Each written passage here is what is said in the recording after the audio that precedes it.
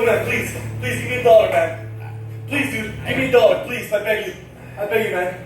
Sorry.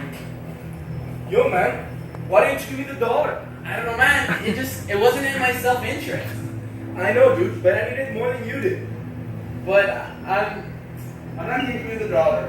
I'll keep it. It was just better for me, and I have to pursue my own interests in order for you to stay in your best interest. What do you mean? What I mean is that by giving you the dollar, you would then become more dependent on the handouts of others. So basically, by me keeping the dollar and following my own self-interest, I'm doing good for you. Hey, isn't that ethical egoism? Yes, it is ethical egoism, which is the way of thinking that assumes that each person ought to pursue his or her self-interest exclusively. Basically, it's the belief that if I were to help you, it would be for my own self-interest. You see? Yeah. If I wasn't to think like this, it would mean that I believe that I have duties to others. It's because they can be affected by what I do or don't. Okay, I get it.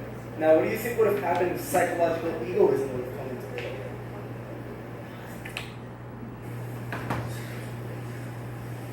$1, please.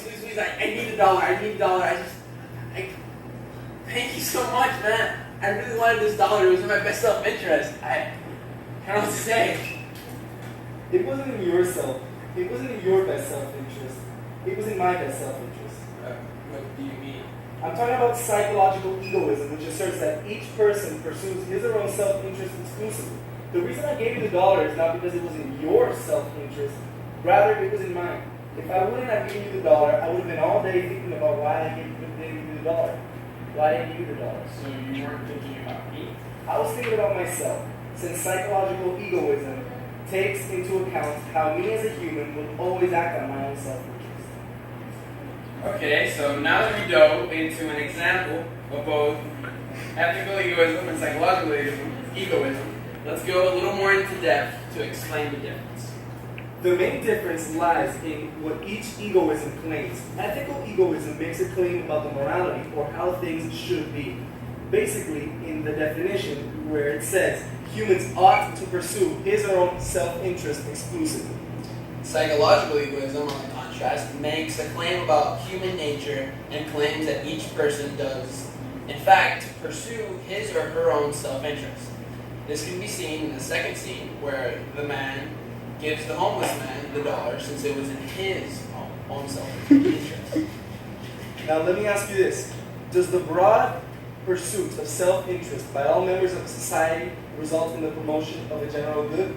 Well, I believe it depends. Altruism is a form of having a balance between helping others and helping myself.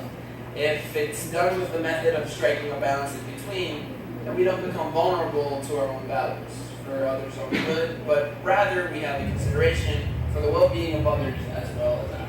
How about this one? Does sacrificing one's own interest for the good of others undermine one's personal value to and for their self? Well, that's something that Ayn Rand would argue. She believed that ethical egoism is the way that humans should act.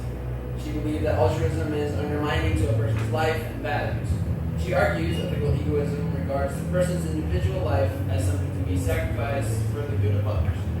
So this is a difficult question to answer. What I would say is that you would have to strike a balance between sacrificing one's own interest for the others and having one's interest as a main priority. I think this question can be better concluded with the next question I have. Does ethical egoism effectively address real-world problems, conflicts of interest, and partiality? Well, taking into consideration both psychological egoism and ethical egoism into account, I would say that it depends. Like you said, I think ethical egoism will ultimately result in the best interest for society since it takes into account of how we should act, thinking about our own self-interest but while having consideration for those around us. By doing this, we promote our own well-being while helping others and showing them to do the same. This was our knowledge video. Highly based on the elements of moral philosophy By James Rachels yes. and Knowledge Press. Yes.